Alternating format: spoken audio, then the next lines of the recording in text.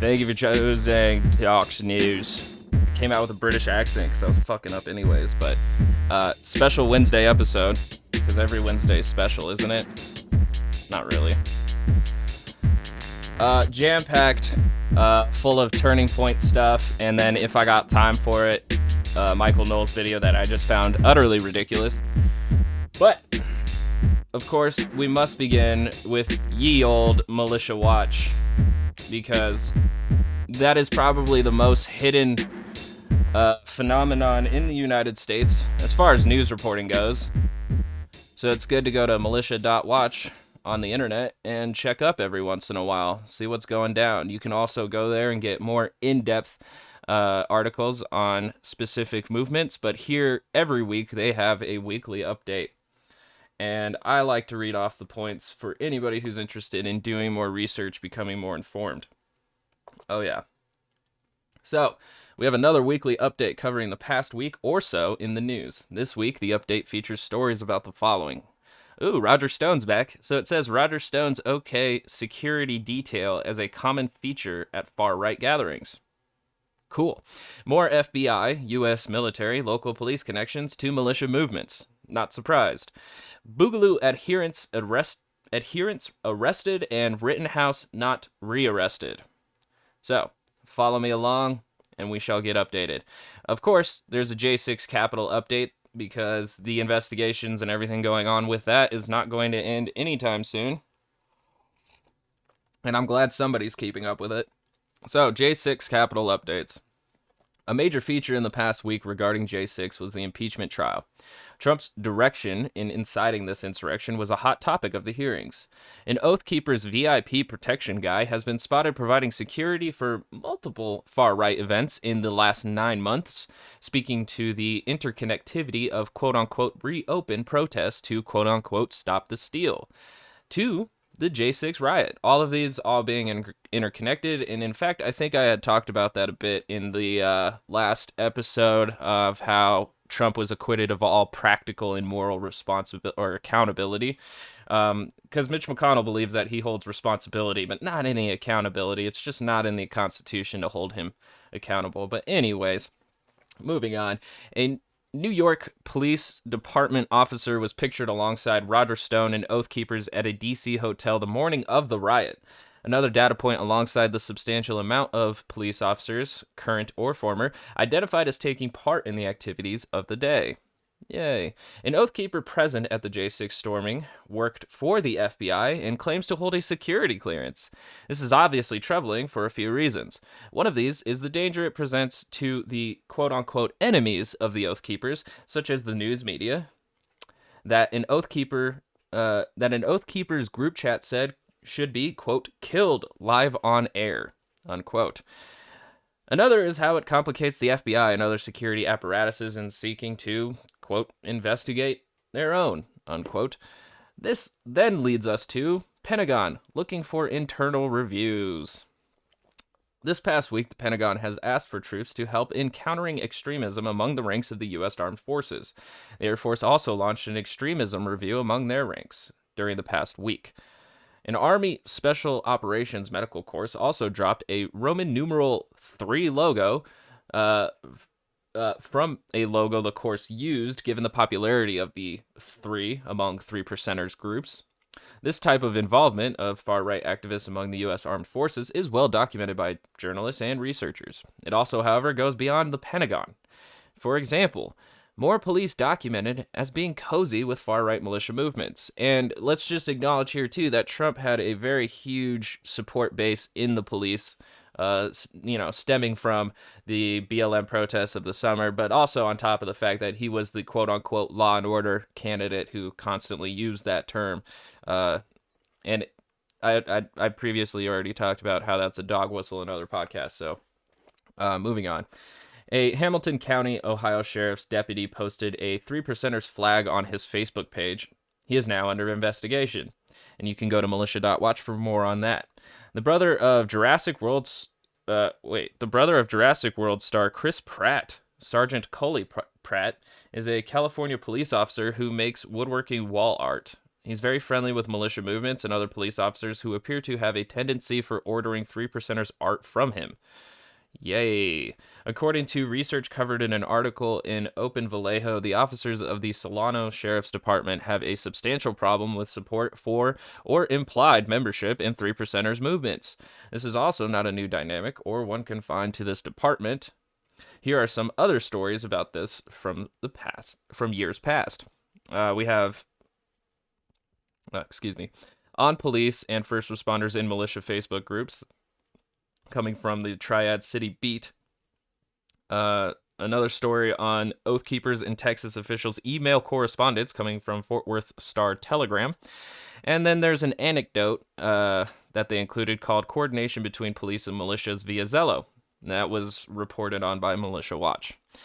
But pro-militia sentiment isn't just confined to the U.S. military or U.S. police. As with previous weeks of Militia Watch weekly updates, GOP politicians and political groups are once again documented in the press for their connections to these movements.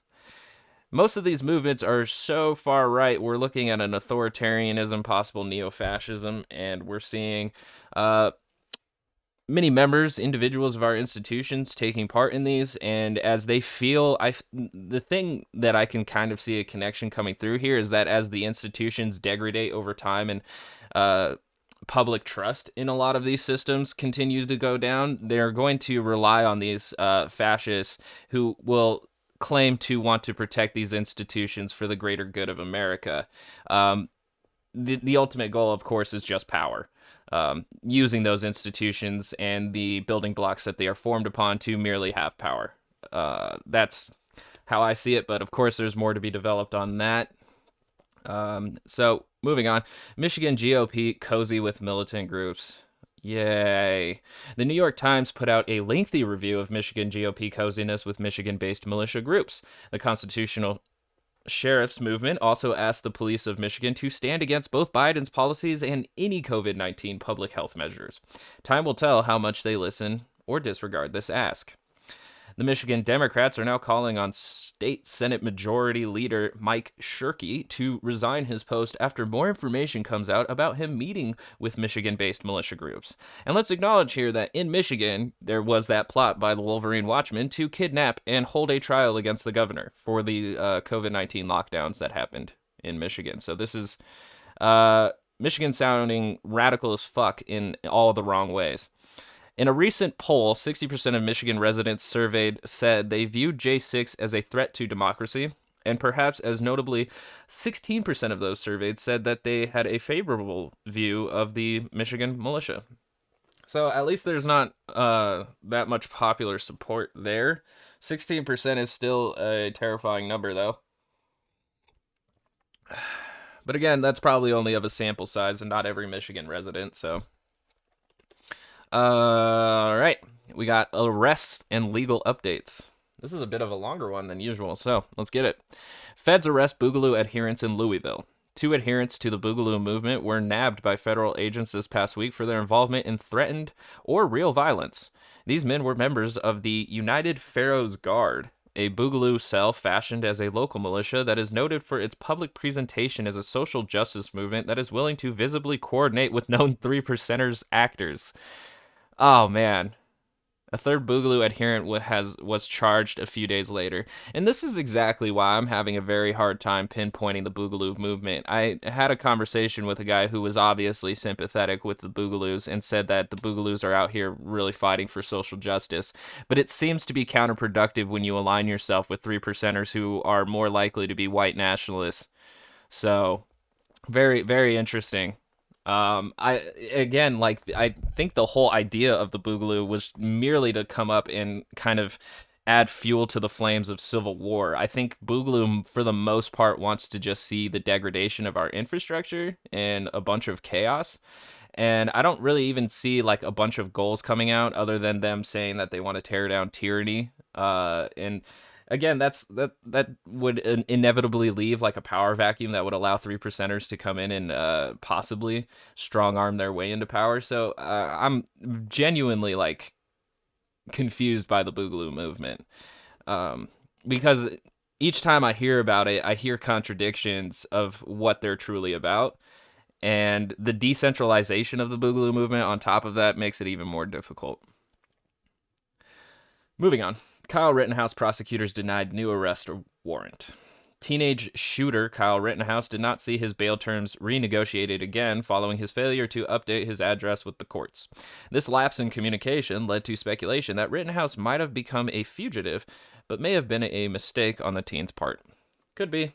But it also could attribute to the idea that Kyle Rittenhouse doesn't want to interact with this government that he may see as illegitimate. He's been seen with certain militia groups that hold that in their regards, especially now that Trump's not in office.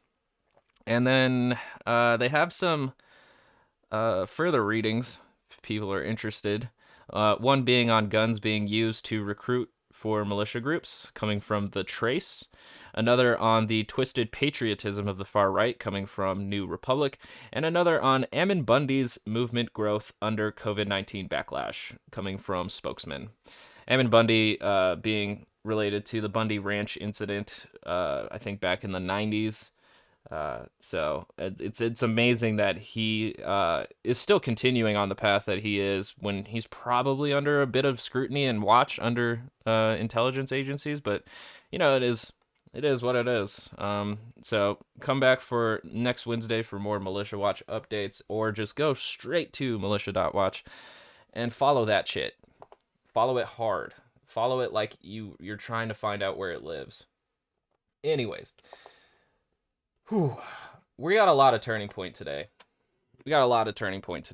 Rather than getting into something that was really popular, being the Texas power outages, which the right-wing propaganda machine decided to hop on and complain about clean energy and how clean energy is at fault here. I got plenty on my Twitter. Not even plenty. It's just enough on my Twitter to refute this idea. And then there is plenty on Twitter to refute this wrong perspective on how Texas lost its power. But no matter how much information that you put out to discuss this issue with right wingers, they're not going to agree. They have an agenda, and once they saw that half of Texas's windmills were frozen, that's when they saw their story. They jumped on it and blamed the Green New Deal, which has not been implemented whatsoever. So I'm not even going to get into that because it's already tired out on Twitter. So moving on. I'd rather actually just get into bad faith actors. We make fun themselves. of all of... Sorry, Michael, you came out of turn here. I'd rather just actually get into bad faith actors themselves. And I have a few videos here, two of them focusing on Turning Point USA's Charlie Kirk, and then two of them coming from the recent Turning Point USA, I don't even know what it was, a convention or concert. I'm not really sure, but I got two interesting videos of that. And then if there's time, there's this really dumb video by Michael Knowles explaining how taking away a woman's right to choose is the zenith of democracy. Might not get into that depending on time. And then I decided to pack the full day because Joe Biden had a town hall, which I think, rather than taking context and clips and refuting bad faith actors, spinning the narrative of his words, which unfortunately one of the Charlie Kirk videos is going to do, I would much rather just go through the whole thing because I'm sure that I'm not going to agree with everything Biden says. And I covered Trump pretty heavily during the election, and I think it's still important to be aware that CNN, MSNBC are going to clean up the Biden administration a little bit more than is necessary, at least when it comes to actually holding power accountable. So CNN had a town hall, and I'm not going to include it in the podcast stream. You'll have to go to YouTube Talks News and check that out.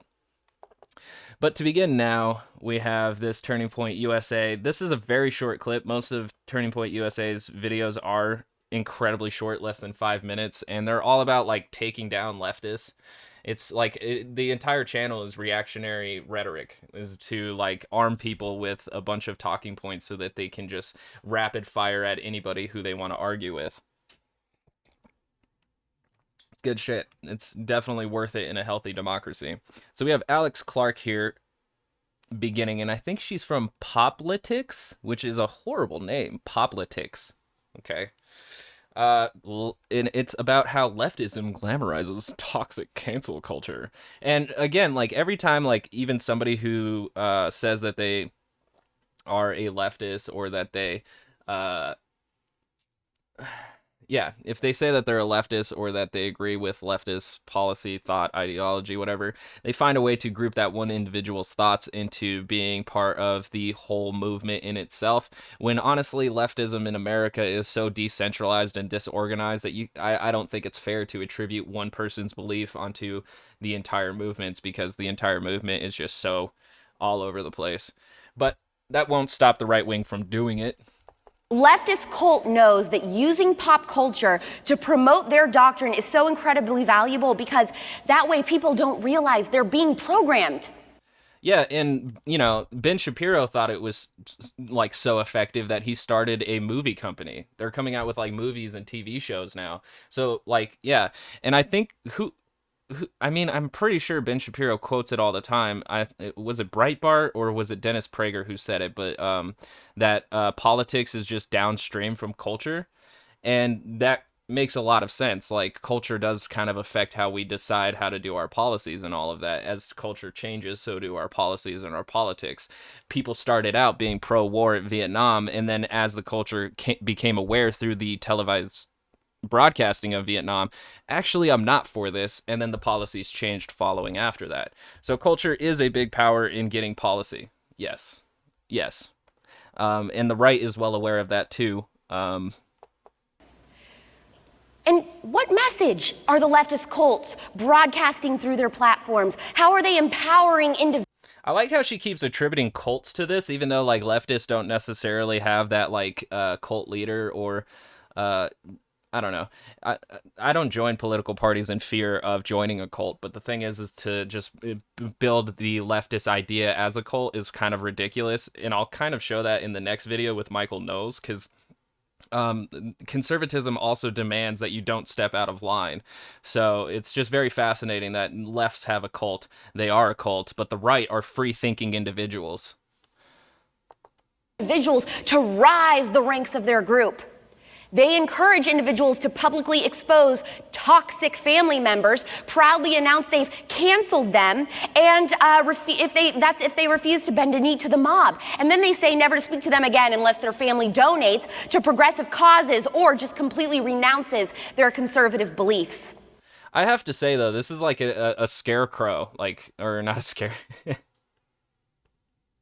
This is a straw man argument. She's creating the idea of like this leftist that indoctrinates everybody into the ideology.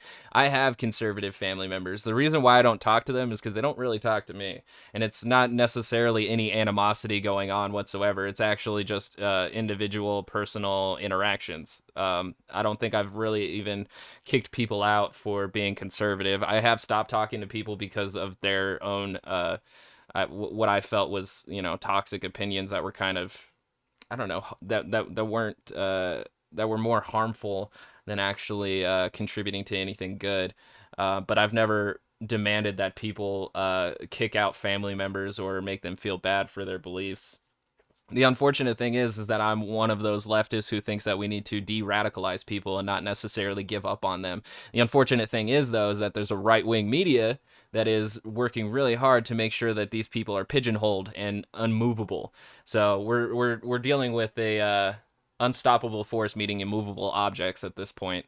When it comes to propaganda in this country, it's just reinforcing people into their positions, and it's making it very difficult for working class individuals to agree on solutions to all of our issues, all of them. So teenagers who are willing to excommunicate their own flesh and blood are reassured that they have made the right decision with gratification of hundreds and thousands of likes and comments from online internet friends who declare that they're their glitter family. Isn't that cute? What even is that? I don't even know. Conservatives are the real glitter family, though. I just want to take that back. My favorite part is that she said, I don't know what a glitter family is, but conservatives are the real glitter family, and I'm taking it back. Like, You don't know what it is, and yet you want it. Like, I feel like they're a little bit jealous of. She's a little bit jealous of left culture and how they're innovative with their internet slang and original and creative. I think that's funny. How she's like, I don't know what that is, but I'm taking it back. It's like, what the fuck? We are the Glitter Family! Okay. She obviously doesn't know what it means. It has a lot to do with the LGBTQ community, which most of conservative policies are against. Now, never mind that the people that you would be turning your back on, of course, are the people that nurse you back to health after the stomach flu, or were there for you after your first heartbreak, or, you know. I mean, that's assuming a lot about people's families. You don't know for sure if, you know, your parents were there to support you after your first heartbreak, because, yeah, I mean, I don't know. My parents kind of sort of were, but I'm a cis straight heteronormative person, so it's hard to tell when you get a bunch of differing factors and variations in human identity that every parent acts exactly the same. Paid for your expensive liberal arts school degree. Just again. And again, like saying that's so specific. That's very specific to a lot of things, and yeah. And the ends justify the means for these sick people. Even if you don't join the cult by your own free will, they will attempt to force you through intimidation and crippling social pressure. Yeah, I mean, that's just like the right's whole perspective on this, like, quote unquote cancel culture thing that's going on. So there's not too much to really refute there at the end, except for the fact that, like, she created a individual straw man, and I'm sure there's probably cases of, you know, leftist gatekeeping like that, but I'm not going to say it's the entire movement as a whole like she did. That's just the continued, like, reactionary to leftist ideas, building upon the culture war idea, which kind of even divides working class people even more, because we can't really agree on things that are almost entirely made up. So culture's made up. We made it up, people. I don't know what to tell you. So Michael Knowles comes in on this next 2-minute video to tell you why they refuse to roll over for the left. You know, we make fun of all of these sad sacks. I understand why they roll over. Because the pat on the head feels good, and the smack of the newspaper does not feel good. If you play the court jester, your life as a day-to-day matter will be easier. You will get better grades more easily. You will have fewer contentious conversations with your blue-haired feminist cousin. You will. You'll fit in better at work. You maybe will get more promotions.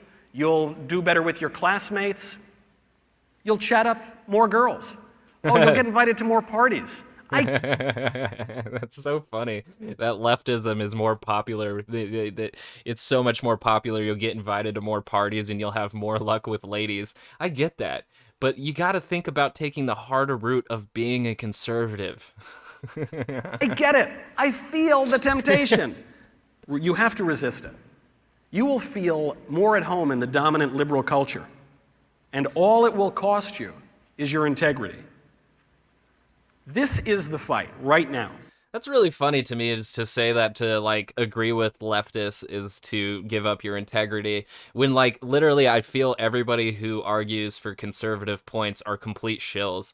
And a lot of them have these videos of why I left the left, and it's just so much more obvious that, like, conservative propaganda does pay more than leftists, especially the further left that you go, because if you start talking outside of, say, CNN, MSNBC, or The Hill, even The Hill's a little bit more left-leaning in some of its talking points, but, like, the farther left that you go, that the smaller that money starts getting. So very, very interesting. You're in it.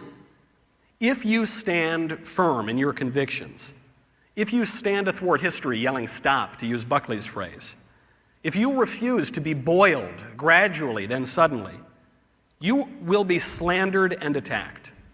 You will be called stupid. You will be called uneducated. You will be called evil and sexist and racist and whatever. I mean, a lot of that is a straw man yet again. Like I said, I'm more into de-radicalizing misguided people, because most of conservative propaganda works to convince people to vote against their best interests. And so when we end up calling, say, like a thought leader or a talking head, someone like Michael Knowles or Ben Shapiro or even Gina Carano, who has a massive influence on people, calling them racist and sexist and misogynist usually comes from a place of because they know what they're doing. Other individuals that kind of co-opt these ideas because it does have a certain bias confirmation. I don't think it really comes out all that way unless the individual is aware of their rhetoric and how it harms certain groups of people. Being simply conservative does not make you stupid. In fact, there are probably very well-educated people who are conservatives. The only thing is I think that the policies are misguided, especially when they try to say what the actual outcome would be, which is the benefit of the working class. Yeah. That is the cost of integrity. That is the cost of telling the truth in an age gone mad. If you would rather go along with the left, then go along with them. Have an easy time of things. But do not insult the rest of us by calling yourself a conservative. Do not do it. See, and that's why I found it funny earlier that she was calling leftism or leftist cultists, because like right here, Michael Knowles draws a line in the sand that if you agree with leftists on anything, do not call yourself a conservative. If you agree with a leftist on one single point, you humiliate all of us by calling yourself a conservative, which again, like brings this even more idea that they're not willing to compromise or even cooperate. You have to be conservative, or if you step out of the box, you're not conservative. Like that's much more cultist than what we were talking about earlier with the straw man beating down their family members. Especially after a giant crowd claps about it. If you lay down on the small things, on the seemingly trivial things, the larger surrenders will follow. If you give up ground gradually, the sudden defeat will follow. Stand firm, take heart, and keep the faith. I mean, what cult doesn't say keep the faith? Trust the plan, trust the process. Like, what cult doesn't say that? We may lose, but we will not roll over. Thank you very much. Yeah, so, I mean, it's so obvious conservatism is a box that you can never step outside of unless you want to lose your nomenclature. That beautiful title of conservative. All right, so that's just a little bit of interesting perspective coming from that TPUSA concert. I don't even know what it was, but it was a few months ago before 2021.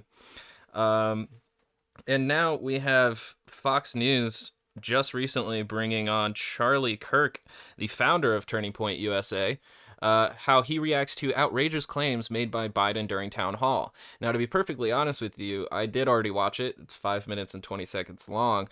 And every single time that's us, Fox News brings on like a correspondent to talk about issues, they put like one issue that they talk about, but then they pivot through like 5 or 6. And it's very fascinating. I think it's usually more about bringing on the correspondent and getting their like broad view of their perspectives to then have their viewers go check out more, or at least be interested in that person, rather than just focusing in on one particular issue that they could probably milk dry but would rather not. Because I mean, Biden's town hall was like an hour long, and I think they only cover it for like a minute. But let's go. Breaking tonight, President Biden taking questions directly from citizens in Milwaukee this evening as the White House continues to push for that nearly $2 trillion COVID relief package, and that begins in earnest. Let's break it down tonight. What we heard with New York Post op-ed editor Sohrab Ahmari and Turning Point USA executive director Charlie Kirk.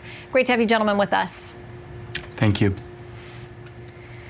Charlie, I'll start with you. What do you make of the president's statement that they didn't have the vaccine when he took office? Yeah, it's just completely and pathologically untrue. A White House official, the former Trump administration, they said they were doing about 1.1 million vaccinations a day leading right into Joe Biden being sworn into office. It was President Donald Trump that was mocked, ridiculed, and made fun of by every single person in mainstream media when he said that we would have a vaccine by October, November. He was right, and in fact, the announcement came right after the election, if you might remember. And then Operation Warp Speed, which was, again, considered to be a near impossibility, delivered a vaccine ahead of schedule. President Trump promised it by Christmas. It was actually delivered before then. And so Joe Biden is trying to rewrite history, and it's incredibly irresponsible. Joe Biden says he wants to unify the country. We now know that was nothing more than baseless words. If he wanted to unify the country, you know what he'd say? He'd say, you know, the guy that I took office after and the person that I ran a whole campaign against, I had plenty of complaints. But I want to say thank you to the hard work for everyone in the administration prior to get the vaccine done. Instead, he makes this outrageous claim. It's insulting to all the people that worked those tireless nights in the White House, that worked in the private sector and otherwise to get the vaccine done. He's trying to take credit for something he had nothing to do with. I think it's reprehensible. Mm-hmm. That's very fascinating. He filled a lot, and that's kind of what Charlie does, is he fills a lot of like one piece of an argument with a lot of information so that you can't necessarily go piece by piece or even get one piece of information to talk about. You have to refute literally everything he said, and you have to do it all off of memory.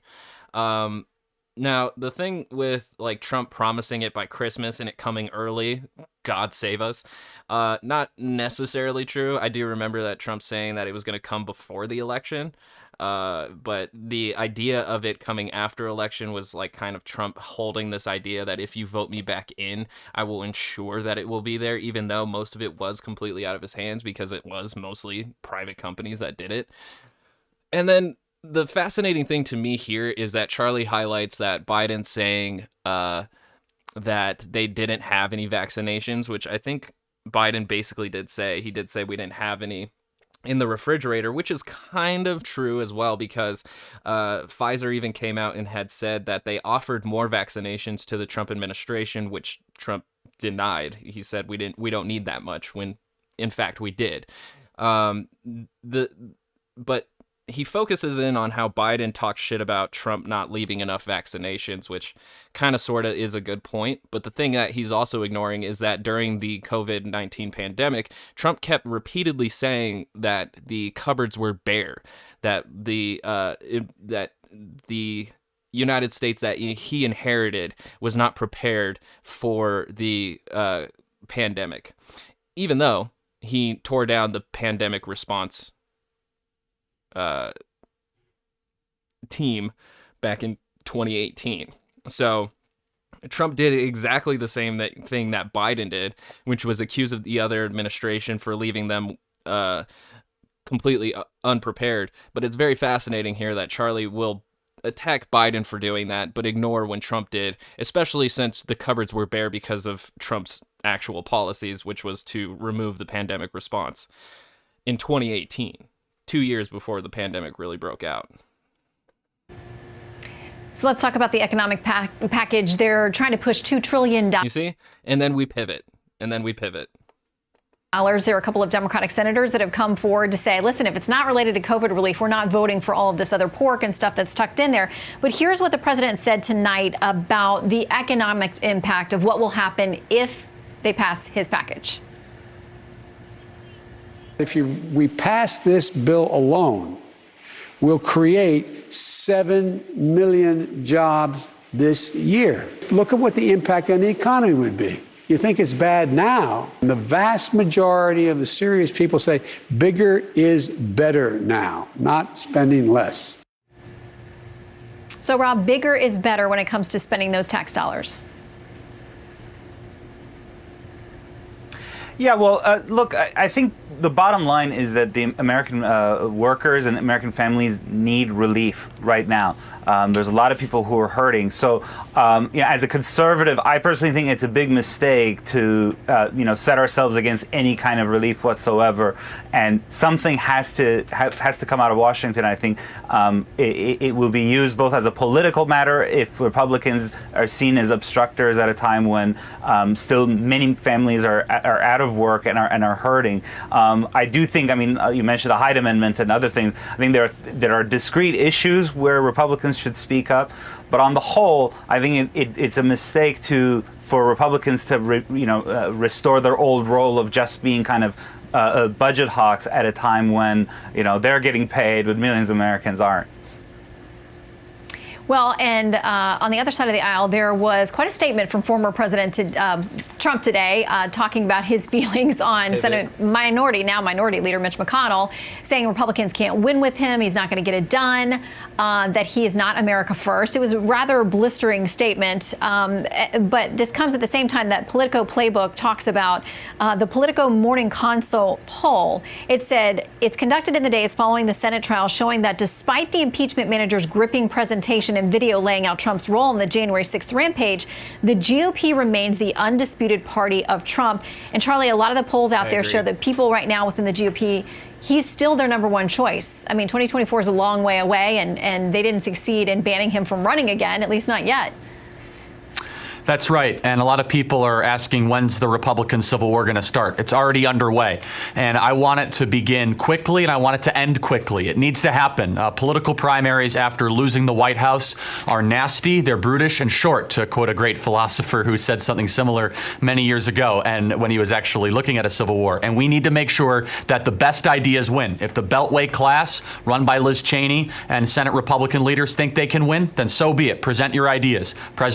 That's very fascinating here that Charlie Kirk wants the Republicans to decide whether or not they're going to be the party that Mitch McConnell claims that they are, even though McConnell was a huge Trump apologist, or that they're going to be loyal to the Trump method of governing the country, which is mostly through misinformation and conspiracy theories and really diverting any responsibility and moving it to the left, or I guess not even the left. Well, the left, yes, but also just liberals.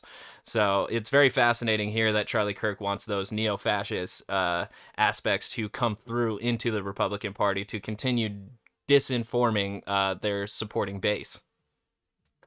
Trump has already proved that his ideas of restricting immigration and fairer trade deals, those are very, very popular. Political primaries like cough syrup. No one likes taking it, but it's actually... That's very funny that he thinks that those are the only two things that like Trump supporters are supportive for, and we're ignoring like an entire 4 years of other policies. That's very fascinating. Really good for you, and I want the Republican Party to be unified next year. This year needs to be a year when we do some soul searching. Are we going to be a Chamber of Commerce party or a people-centered party, the party that President Trump left behind and still wants to continue to lead? Claiming that Trump is that populist movement that benefited the working class when none of his policies actually did so, especially during the emergency of the pandemic. So, to move on here, this video is a little bit old, but I found it very interesting. It's Charlie Kirk's top 5 leftist takedowns of 2019. And Charlie kind of has this internet persona where he goes around debating just randos, not really anybody of like actual, I don't know, academia or, you know, fundamental understanding of leftist ideology. He always just kind of attacks random college students who are probably in the beginning learning stages of those ideologies. So it's great. And what's even funnier to me is that the top 5 leftist takedowns of 2019 begins with him taking down a guy who claims he's a conservative. But if you want to see something pretty great is Charlie Kirk debating Hassan Piker, I think in 2018. Hassan does lose his composure a bit, but not quite as much as Charlie. Charlie loses it so much that he starts yelling at Cenk in the audience. It's phenomenal.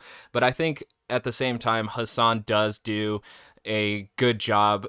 Even though he does lose his composure a few times, he does do a good job of pointing out when Charlie Kirk makes logical fallacies or pivots or just flat out lies. Like, he does a pretty good job of calling out Charlie at what the specific tactics that he uses in debates, which it's a great debate. It's not actually a great debate. It's great content, to be perfectly honest with you. The more I see these debates just devolving into shouting matches and unmoderated discussions where people are just interrupting each other and arguing and nobody's really coming to a conclusion on the initial question asked, I think debates are kind of degrading a bit.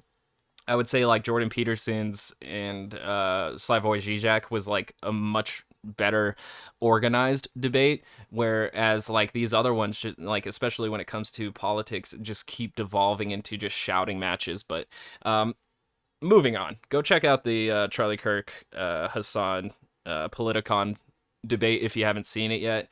It's a pretty good intersection between someone who is a very far left progressive and someone who is a far right neoconservative, even though he's not necessarily willing to admit it.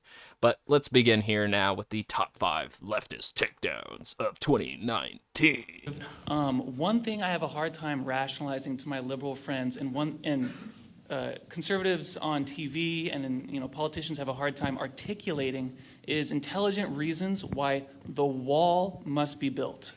I am curious your thoughts on that. 3 quick things. Number 1, I'm going to say some facts. I'm going to talk about fairness. Then I'm going to talk about sovereignty. Some facts. An illegal alien in the state of Arizona is twice as likely to commit a crime versus a natural-born citizen. Fact. But them being there is like, if they're undocumented and actually came across the border illegal, then they're already committing a crime. So of course, yeah, duh. But it doesn't necessarily mean that they're going to commit like a violent crime or an actual like law that has to deal with something other than them being an undocumented immigrant. The thing is, though, is that nationwide, citizens commit far more crimes than undocumented immigrants or even immigrants in general. So focusing in on Arizona, especially when it's that close to the border and it does have a lot of undocumented immigrants coming through, it's just not really a fair point, and he doesn't expand upon that. He just says fact at the end. 90% of all heroin and fentanyl come across the southern border. Fact. I don't think that statistics on point either. I think most of our fentanyl actually comes from China. Let's see where we can find where he put that. And that's the unfortunate thing here, is that like most people who talk to Charlie Kirk on like in the moment don't really have a chance to look up or confirm his facts or to make sure that they're actually contextualized in the way that he's contextualizing them. So 90% of heroin and fentanyl. Wow, I don't know how to spell fentanyl. That's probably good. And that's the other thing too, is that he's moving through facts. That like, how can you actually dispute anything that he says when he just steamrolls them? Let's see. Trump was the one who had said 90% floods through our southern border. The AP fact-checked it and said a wall can't do much about that when drug trafficking is concentrated at land ports of entry, not remote stretches of the border. The Drug Enforcement Administration says, quote, only a small percentage of heroin seized by U.S. authorities comes across on territory between ports of entry. The same is true of drugs generally. In a 2018 report, the agency said the most common trafficking technique by transnational criminal organizations is to hide drugs in passenger vehicles or tractor trailers as they drive into the U.S. through entry ports, where they are stopped and subject to inspection. They also employ buses, cargo trains, and tunnels, the report says, citing other smuggling methods that also would not be choked off by a border wall. So Charlie Kirk used a Trump talking point, but then ignored the Drug Enforcement Agency.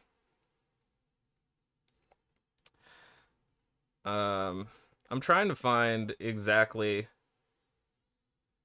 where, because I'm pretty sure most of our supply of fentanyl itself comes from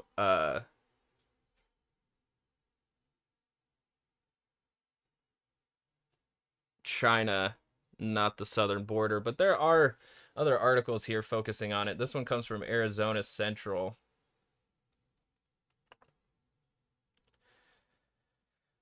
Hard drugs entering the U.S. from Mexico have been rising steadily in fiscal year 2018. A total of 133,885 pounds of hard drugs were seized along the southern border, including cocaine, heroin, meth, and fentanyl.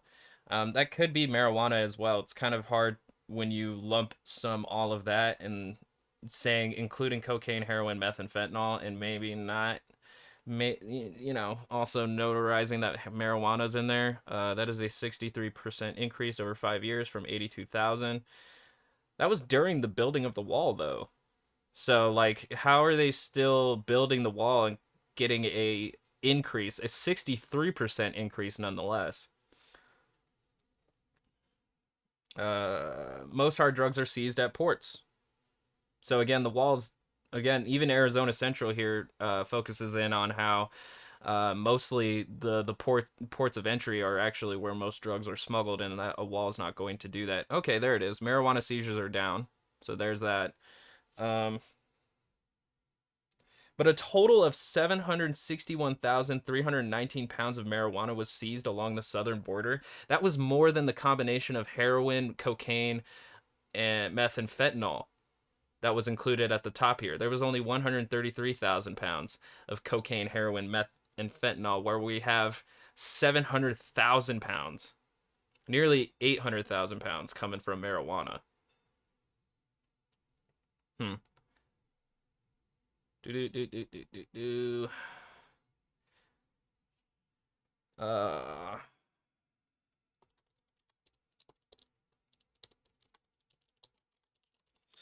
So, like, I don't know. It's hard to really put facts into context when you're talking directly to Charlie Kirk, because you have to kind of act on your feet and you have to be well informed on all of these issues.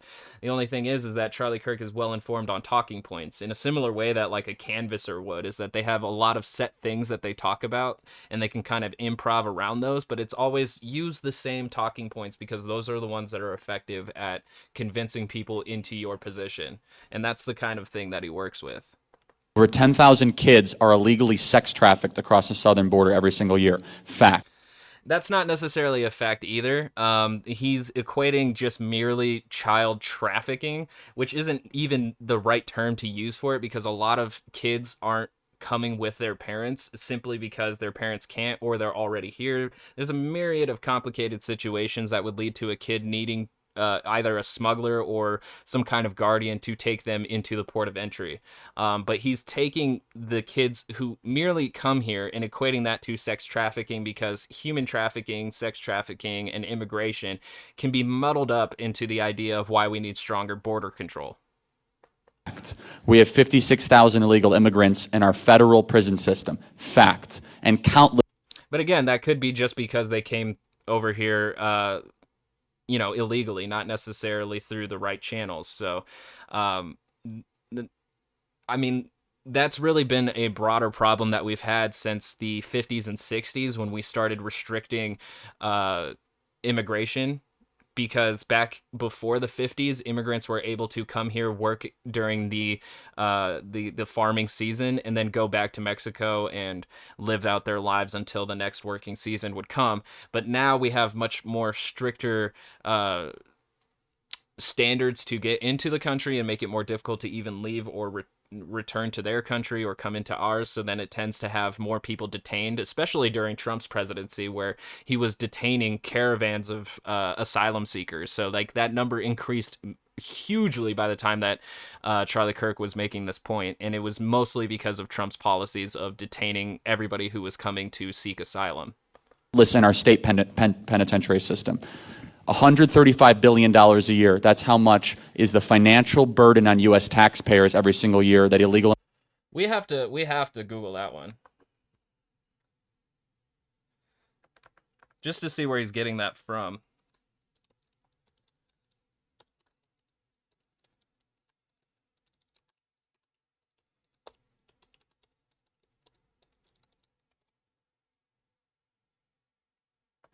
Another one from Arizona Central.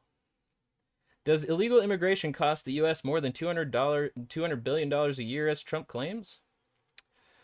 Let's see. Arizona Central said that this claim is false. President Donald Trump has used several estimates about the cost of illegal immigration in the past few months as he seeks to garner support from Congress to build the wall. The government shutdown centers around this issue. Throughout December, he had made multiple claims on social media and to reporters about the cost of illegal immigration ranging from $200 billion to $275 billion. In addition to the tweets made on December 4th and December 18th, he said at a cabinet meeting on December 19th, quote, "It's so insignificant compared to what we're talking about. You know, I've heard numbers as high as $275 billion we lose on illegal immigration." He repeated the number on December 20th at a signing ceremony. Quote, "Illegal immigration costs our nation $275 billion a year. You may have heard many different numbers.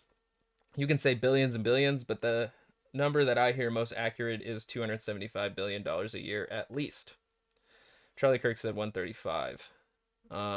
No backing for the numbers. Neither Trump nor the White House has cited a source for the data about illegal immigration costs. His numbers are more than twice as high as the closest published estimate, which was made by the Federation of American Immigration Reform, a conservative research organization that advocates for less immigration, both legal and illegal. The group's report, published in 2017, estimated the cost was $135 billion a year, which is Charlie Kirk's number. Okay. In June, Arizona AZ fact check found significant limitations to the FAIR report in an examination of a separate claim on the cost of illegal immigration. Immigration researchers have also criticized the study's methodology. So this is the number specifically that AZ fact check has found, and other immigration researchers have also criticized. A critique by the Cato Institute, a libertarian think tank, called the study, quote, "fatally flawed," unquote. Nonetheless, the report did not necessarily serve as Trump's source for the figures. Okay, so let's move on here to see if we can get a better understanding. So immigration analysis scratch heads. Other right-leaning research organizations also have not made estimates as high as those cited by Trump. The Heritage Foundation, a conservative research organization, released a report in 2013 about the cost of illegal immigration. The study found there were 3.7 million undocumented households, and the costs were an estimated $54.5 billion per year, 5 times less than Trump's estimate. And the critique by the Cato Institute in 2017 gave an even lower number, with costs estimated at between $3.3 billion to $15.6 billion annually. So even if that's so, I'm sure that conservatives would feel that that's still too much because they don't like immigration in general. Immigrants drained from our system. Fact. You put all that together, that's a pretty compelling argument that we have some problems with our southern border. Those are some facts. Number two is the funny thing is, though, is that none of that has to deal with a wall specifically. All of that has to deal with like our policies in immigration in general. So it's funny that he thinks that like the wall is going to fix all of those situations specifically, when even fact checked here live on this, that's not necessarily true. Fairness. As Candace said, it is not fair to the people in Bolivia. It's not fair to the people in Bangladesh. It is not fair to the people in Belarus that had to wait in line, fill out an application form, not commit a crime, and then wait a decade to come into this country to maybe have a chance to become an American. It is not fair to them. Number three is sovereignty. But again, that also has to deal with like our whole immigration process, and I'm not necessarily sure how asylum seeking and immigration forms are at the southern border necessarily harm those coming across from the ocean rather than the ports of entry at our border. I'm not sure how that actually backs up their log. Is he saying that like there's just too many immigrants coming from the southern border that we can't process all of these people? I'm not 100% sure that's an actual through line that you can make. It's an accusation you can just throw out there because it sounds like it makes sense, but you really need to back up your sources on that to say why asylum seekers at the southern border would hold up, say, a work visa coming from Belarus. Why do walls matter? Why do borders matter? Borders are a physical representation of when good ideas begin and bad ideas start. And that's where it gets a little bit racist. He's going to focus in on East and West Germany, but it gets a little bit racist there in a second. By saying that borders are the thing that keep us from having good ideas and bad ideas, it's just a nationalist idea that America is so exceptional and so great at everything it does that we need to make sure that we know where America begins and where America ends because it's surrounded by bad ideas. If you don't believe me, just ask East and West Germany. All right, North. And bringing up East and West Germany is a bad example because obviously like it led to the destruction of that wall. And and Germany became reunited in itself and then followed its own ideas that don't necessarily 100% agree with every idea that American policy has. But it of course, like, I think it was, I don't remember who had East Germany, whether it was Russia or America. I can't remember who had what, but if I had to guess, East Germany was Russia's and West was America's, or the Allies. And the terrible thing about the 50s, 60s, 70s, up until the 80s, Russia, is that it was extremely authoritarian. So the border doesn't necessarily highlight that, but merely the ideology that was in charge of that border. And they failed miserably, and people fled East Germany to go to West Germany because nobody likes authoritarianism. North or South Korea. If you believe in open borders, you do not believe in the physical delineation of where good ideas start and bad ideas start. The wall right now is not only important for facts, not only important the facts I mentioned, the fairness, but also the sovereignty. We are not Mexico. We have a unique culture. We have a unique identity. The Mexican culture is something that should be appreciated and understood, but our culture is much different and has outpaced them over the last 50 years. And to say that we should have open borders... See, and that's that American exceptionalism and nationalism. And because we're the wealthiest country, and it shows when comparing America to Mexico, that shows that we're a far better culture than they are. And we have to prove it to them by building a wall that says you cannot come in. Borders, and we should have some sort of transferable citizenship, cheapens the idea of the American identity and culture to the people that have waited in line and the tens of millions of immigrants that had to fly halfway across the world to come into this country. So those are the three reasons I would give: to build the wall, build it quickly, build it high, build it wide, with a big door so everyone can come in legally. Thank you. And that's the unfortunate thing, is that during the Trump presidency, people were going to the entry to do it legally, but he still persecuted them as if they were doing it illegally. Like, he called that caravan an invasion of illegal aliens. So that kind of rhetoric makes it even harder for people to feel empathetic to the situation of people who are leaving war-torn Honduras, which was caused by our training of death squads in that country.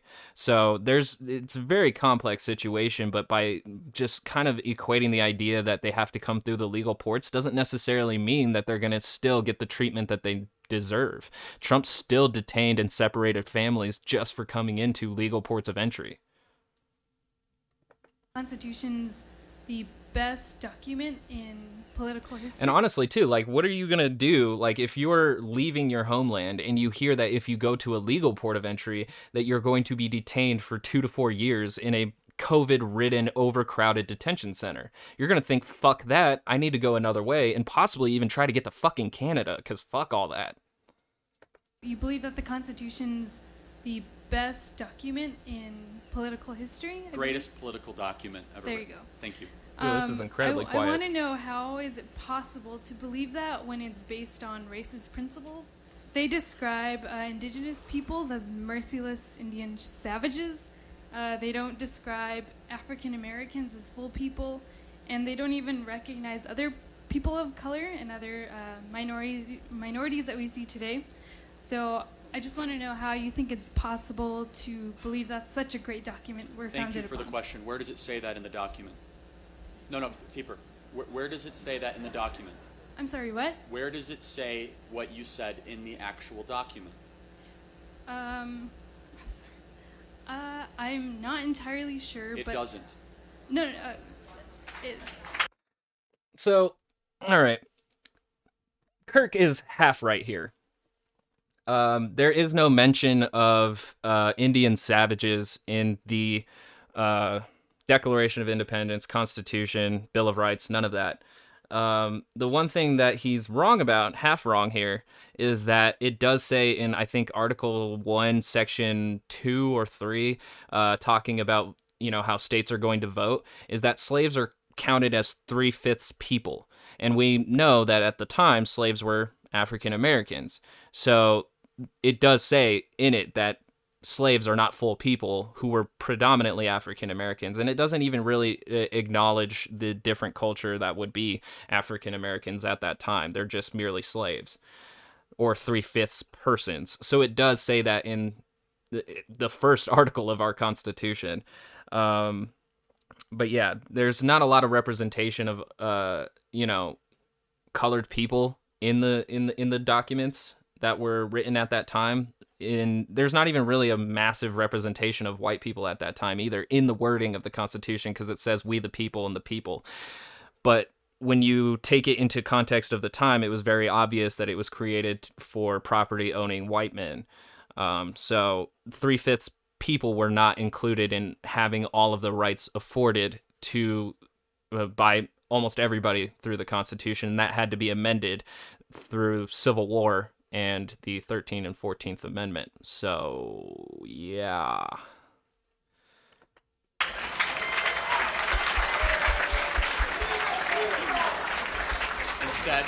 Instead, do you know what it does say? Provide for the general welfare of all people. I prefaced when I talked about the United States. And it does say that, but he's ignoring the 3/5 persons clause. Like, he's ignoring that. He's just choosing to ignore that initially slaves, who were mainly people brought here against their will and sold against their will, were considered 3/5 people, not a whole person. States Constitution. You know what's amazing is the amendment process. Yeah. I love the story of Thaddeus Stevens, who fought like hell to make sure that blacks could have the right to vote. I love... Nearly 100 years after, no, not even, nearly 200 years after the foundation of this country, were people fighting for the right of black people to vote. That's something to be proud of, apparently. There were abolitionists who existed before the Civil War. Like, there were people who disagreed with slavery before we had to kill each other over it. So, very interesting. I love the story of the Republican Party, which was founded in 1860 as an anti-slavery party. Now, that's true, but since their founding, the Republicans have moved very far away from that. Just 100 years later, they were fighting against black people having the right to vote and also go to schools with white kids. So, yeah, they were founded on anti-slavery, but eventually they became the party of free black person oppression.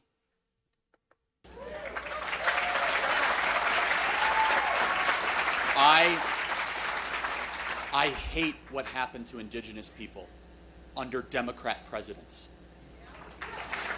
Sure, but Republicans did a good amount of wrong against indigenous people as well. I think after the Civil War, Republicans held office for like 30 years, like the presidency. So for 30 years, indigenous people and Manifest Destiny got wrecked. So under Republican presidents. So that's, again, like, not great. Not a great point to make, but of course, like, Charlie's here to convince you that Democrats are bad and Republicans are the bastions of freedom, liberty, and the pursuit of happiness. I do. Here's why it's the greatest document ever. Is because in a land with so many different backgrounds and languages and cultures in this room, from all over the world, we can peacefully have a conversation while all that's protected simultaneously. While we can agree to disagree, we can have this conversation. What you said is nowhere in the founding documents at all. What you said is what some of the prejudices that was in the people of the founding fathers. That's this true. This is called a logical fallacy. Tell me why the document is not correct. Don't tell me the sins of the authors. It's a big difference. You mentioned So if she did have the 3/5 person article or clause in her arsenal, she would have been able to enlighten Charlie that it did include that language at that time. But unfortunately, she wasn't prepped for that follow-up question of where does it say that exactly. So that you don't try to promote people. Public, you've been through this. I do not promote violence. You don't wish misery upon anyone, but you're wearing an ice hat. Let's talk about ICE. Let's talk. Sure. Yeah. What about ICE? Don't you like? A violent organization. Not right? violent. Yes, they're violent. How? I'll tell you why I like ICE. They're the #1 agency that goes after child sex traffickers. #1. They arrest tens of thousands of child sex traffickers. And I couldn't find like an actual citation for what he's saying here. But there's multiple agencies that do that, and so far I've seen more done by the FBI than ICE when it comes to that. But again, he's equating the movement of children across the southern border as child sex trafficking. He did that in the argument two takedowns ago. So he's still lump summing child immigration with child sex trafficking in his statistics. But I was not able to find that ICE is actually the number one feuder of child sex trafficking. I could not find a site for that source.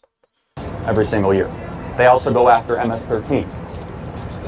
They also go after terrorists that are here in the country, domestic. Yeah, I'm not 100% sure about the MS-13 and the terrorist thing specifically. I even went to ICE's website, and it seems that they kind of focus in on just people who break the law when it comes to immigration process. But from what I remember, in 2019, ICE was really going out and doing a lot of raids, and it was mostly focused in on just removing people who they deemed not eligible or allowed in this country. And so they broke apart families and they separated people and they deported some people who weren't even from, like one guy from Syria, or his parents were from Syria. He was a born citizen here in the United States, still got deported to Syria, homeless and unable to communicate with the civilians there because he did not speak Syrian. The same thing happened to another guy who his parents were from Haiti. He got deported out into Haiti with no resources to survive. He doesn't even speak their language. So ICE does commit kind of acts of violence against these people that Charlie Kirk seems to ignore, and thinks that they're going after terrorists when really they're just going against people who break minor immigration laws that were really restrictive under President Trump. ICE was formed after 9/11. That's true. To go after international threats that are here domestically. That's why they're called. That's kind of stretching it, because undocumented immigrants aren't necessarily domestic threats.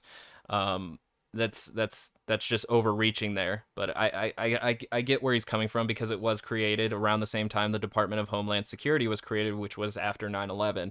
But they mostly focus in on detaining and removing immigrants. Immigration, Customs, and Enforcement. They get such a bad rap, and you actually meet with the agents, and you see what they do every single day.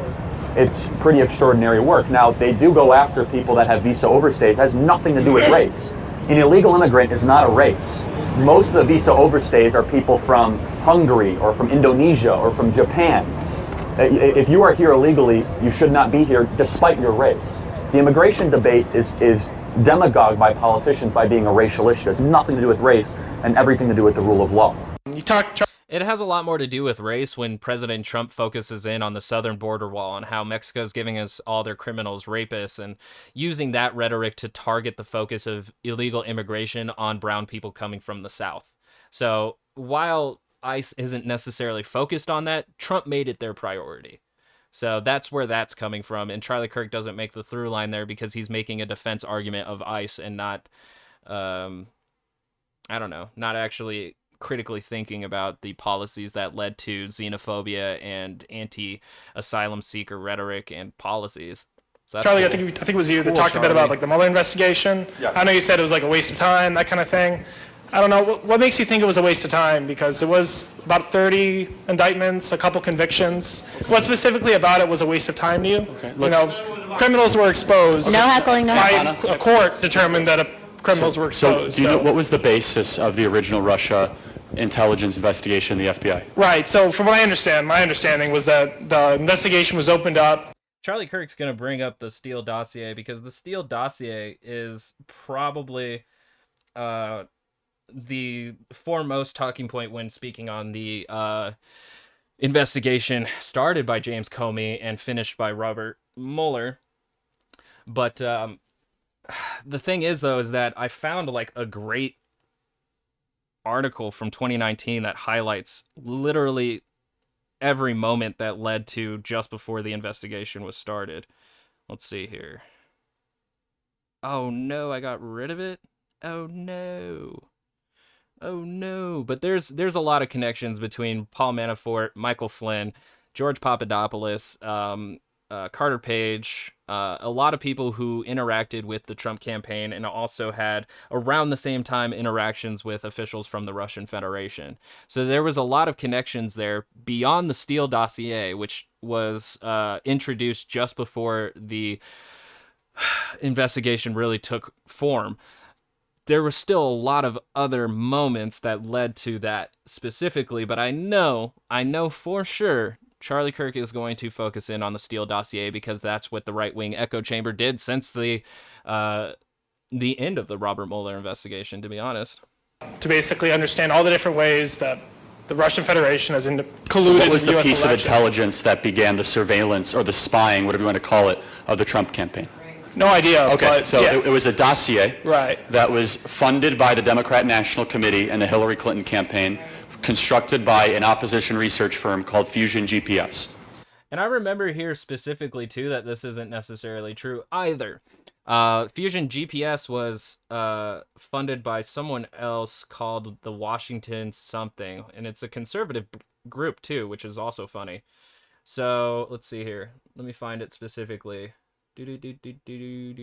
ABC from 2019 has a pretty good timeline of all the events that kind of led to all of this. Let's see, where did it go? Steele and Orr in contact.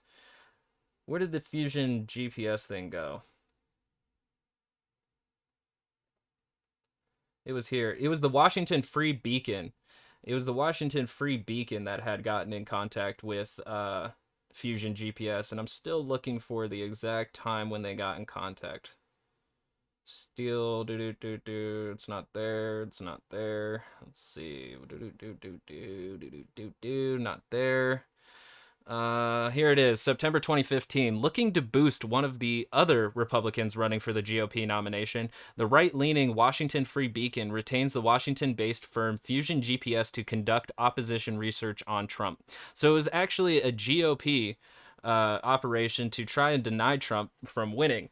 They tried to Bernie Sanders his ass, and it didn't work, but it was actually a GOP. It was actually Republicans at the Washington Free Beacon that hired Fusion GPS to conduct opposition research on Trump. So I don't know how Hillary Clinton got summed into this, but it did. Or she did. The dossier has been disproven and debunked to have so many inaccuracies and misleading facts and information.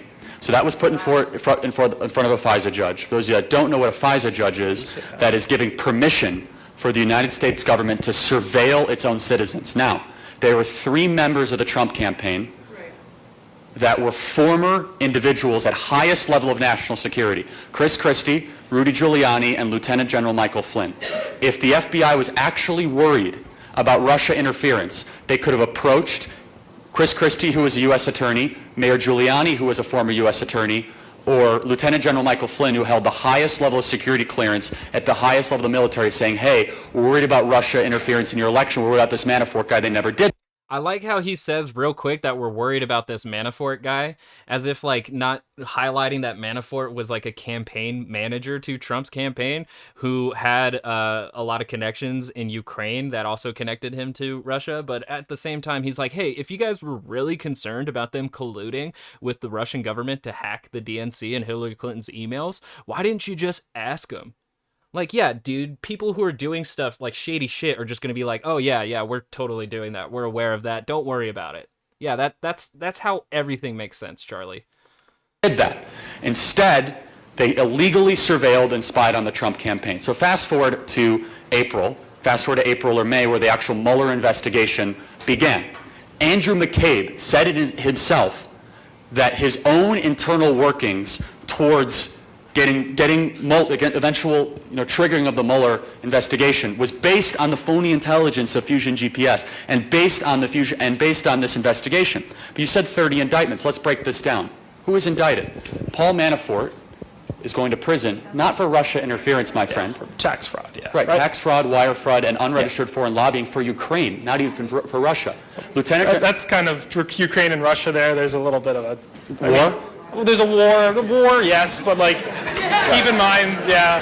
I mean, saying that. No, that's I mean, it's not even just that. Like, Ukraine has been bouncing in between U.S. alliance and Russian alliance, trying to figure out where it's going to fit into the world stage. They've had civil wars between, like, their presidents, one trying to get them into the UN, which would make them more of an ally to, or not the UN, but NATO, which would make them more of an ally to the United States. But because they're so close to the Russian border, Russia, like, I think during Obama's presidency, annexed Crimea and has been working to try and get Ukraine on their side as well. And I think Ukraine is also a former USSR member when the USSR was a thing. So there's even still a movement within Ukraine to move them back under a Russian USSR kind of ruling. So there is a bit more to acknowledge there with Paul Manafort's connections in Ukraine, especially since he actually contributed to the civil war that happened in 2014.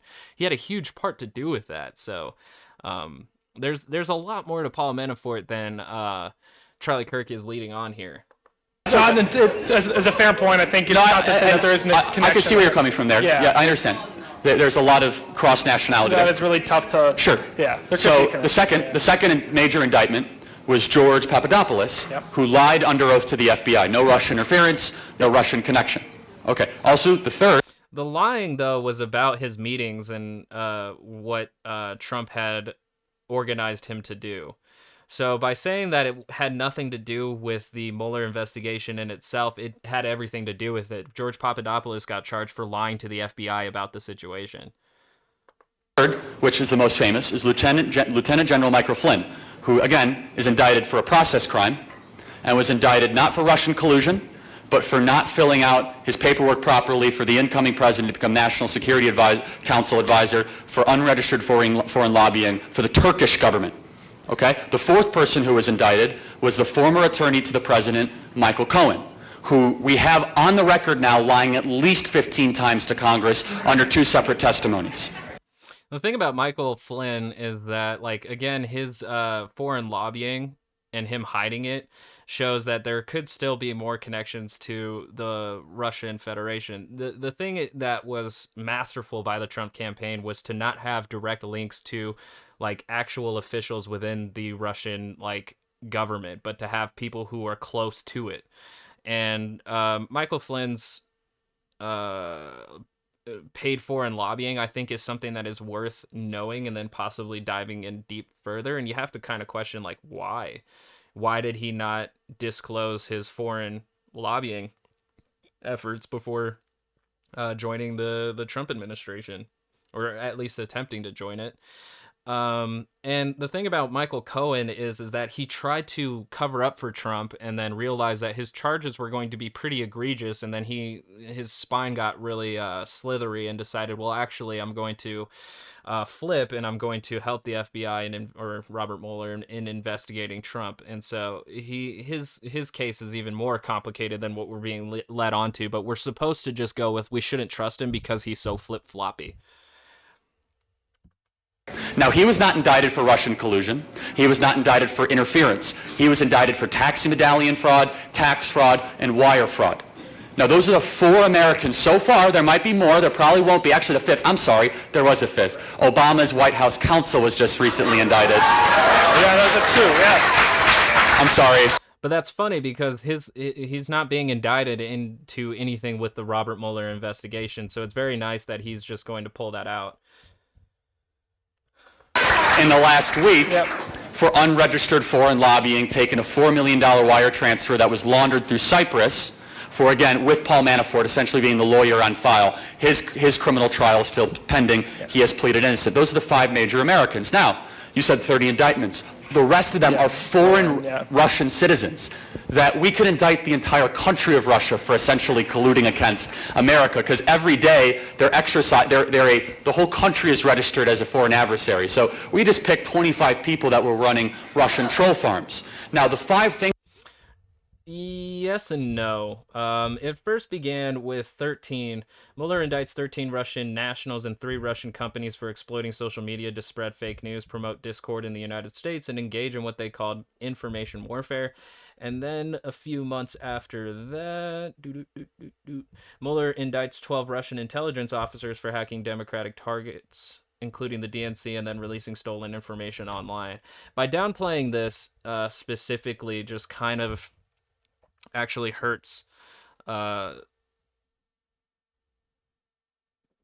I don't know, the integrity of our election system. By downplaying that these are just a bunch of trolls is just kind of allowing the idea that Russia influencing our social media to be pro-Trump is not a bad thing, or that it's kind of laughable, when it was actually extremely successful. So that's cool. Things that I told you could have been done with just telling the Department of Justice to do their job. Yeah. Bob Mueller was not needed for $30 million creating a public assassination campaign against a president that was originally based on faulty intelligence. And again, it's not based solely on the Steele dossier. If you go to the NBCnews.com / no, I'm not going to read that whole thing. I'll just give you the title of it. The Russia Probe, a timeline from Moscow to Mueller. It's not just off of a single dossier, even though that was included in evidence. It's not just in all of that. It really began from the Russian interference in the 2016 election, which was sweeping in systematic fashion, and then it started bridging more and more with the connections that Michael Flynn, George Papadopoulos, Paul Manafort, Michael Cohen, Rudy Giuliani, Chris Christie, Carter Page, all of these people having conversations and meetings with people outside of the American officials. Like even Representative Dana Rohrabacher, Republican California, meets in Moscow with Russian lawyer Natalia Veselnitskaya.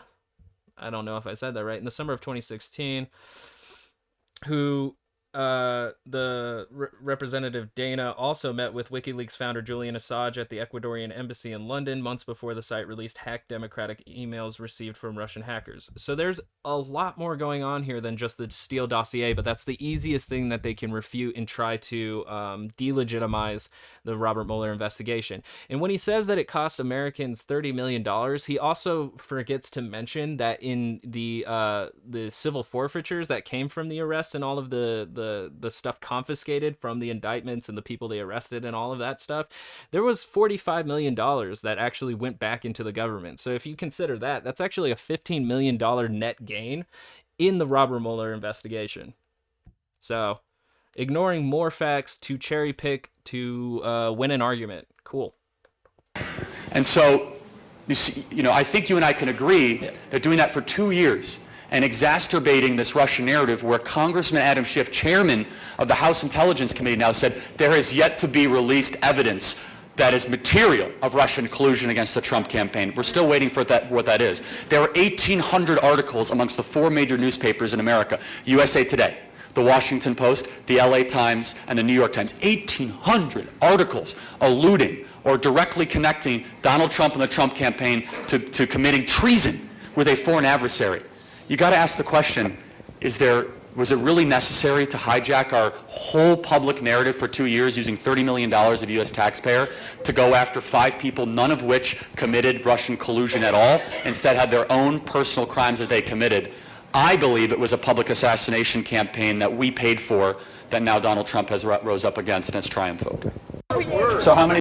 I mean, to focus in on it being a public assassination rather than like an actual possibility of Russia severely hurting our democratic process, like focusing on that just allows for that to happen yet again.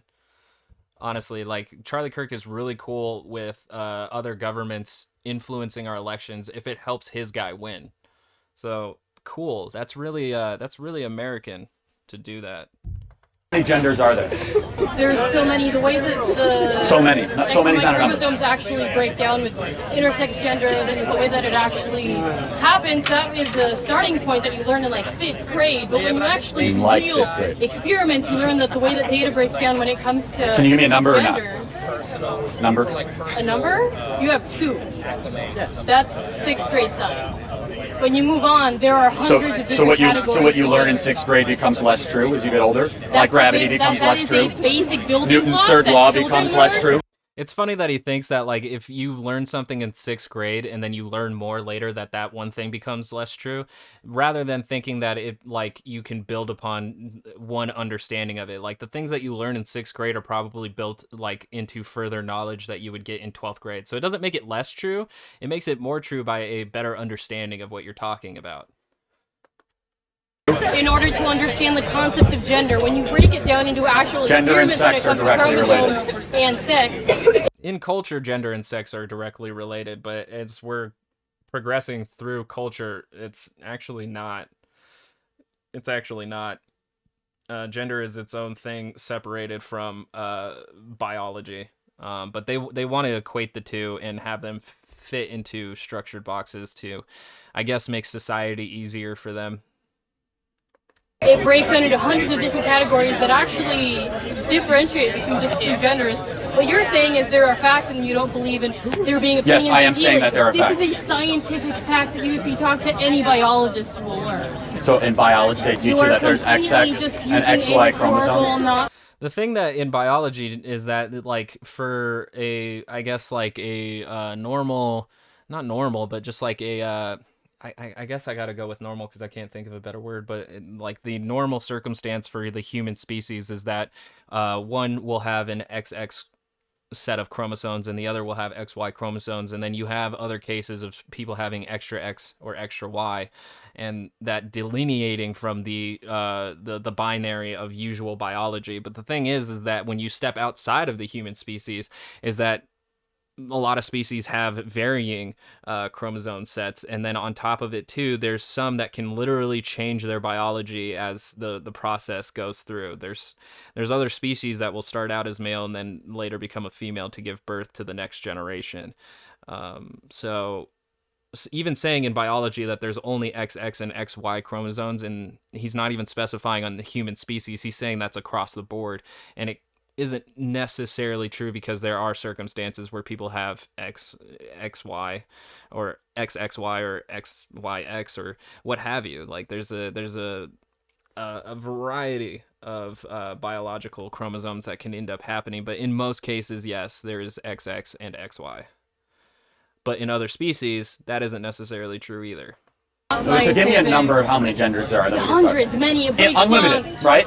It breaks so down it's in so anything many you more want categories. to be, anything you feel. No, it's what scientists determine given specific categories. XY. Why do you need a number if you're Bingo. Why do you need a number? That's a great question. You literally have no idea how it works. You're because then you could self-identify to be anything you want at any time. Literally, biologists are saying that this is the way the gender actually breaks down. So you would accept the... I don't necessarily see what like the problem is self-identifying at any time of how you feel, or like basically creating your own self-identity. I don't understand the problem with that, other than having a very rigid society that needs to know who and what you are. The argument that you can self-identify to be anything at any time. Yes, because literally biologists... That's what's wrong with not having a number. There are hundreds of different numbers. But again, you don't have a number. I just want to recap. Hundreds. There's hundreds of different so where would you ways put the data breaks down. Okay, so the data breaks down in two very simple predominant categories, XX and XY. And that's no? Oh, so there's not male and female. I think what happens is you don't understand science and scientific I don't. backing. Okay. So and you just want to put forth this fascist simple. Oh, fascist simple. Here we go. That's interesting. That will keep you. So what is fascist about saying there's two genders? Is you're just being completely not faithful to what actual science is telling you. No, science.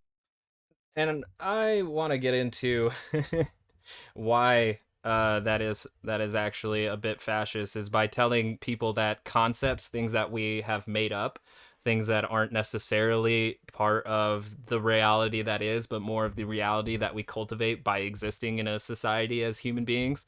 By telling people that concepts are facts, that's fascist. Like saying 2 + 2 = 5. It's a concept that they've created, and they say that that is based on fact and reality. That actually is fascist, yeah. I got interested here in the intersex chromosomes, because Charlie says there's only XX and XY, but medlineplus.gov will not get me on their website because of my VPN. Shouts out. Alright, fine. Wikipedia loves me.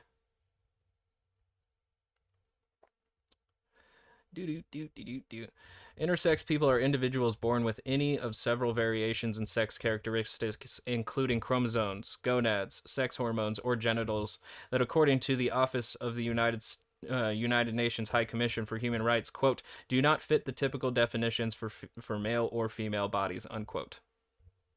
So by thinking that there is only a binary, you're ignoring a minority of human beings, but a minority of human beings that exist nonetheless. So Science is quite simple. That there's an oppressive narrative about how you think So now I'm oppressive. How am I being oppressive? This is the... By doing this rhetoric, like I said, he's ignoring intersex people. They are a minority and they may not be the norm, but they exist. And by ignoring their existence, that's oppressive.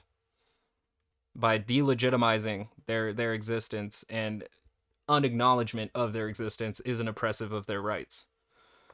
The truth comes out eventually. So how am I being oppressive? You're being oppressive. How am I being oppressive? You're being oppressive by denying people the ability to have... How am I denied anyone anything? Okay, denying people identity. People can identify however they want.